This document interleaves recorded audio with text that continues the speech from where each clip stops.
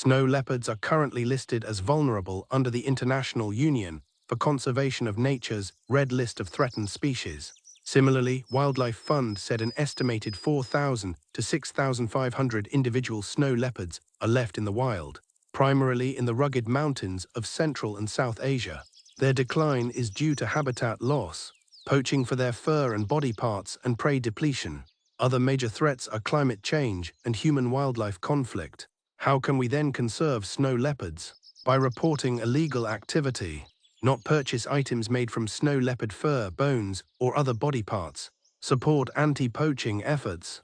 Support protected areas, be a responsible tourist, and educate others about the importance of snow leopards and the threats they face. On this year's International Snow Leopard Day, let's remember that snow leopards regulates prey population, and the health of snow leopards are a direct indicator of the health of their environment.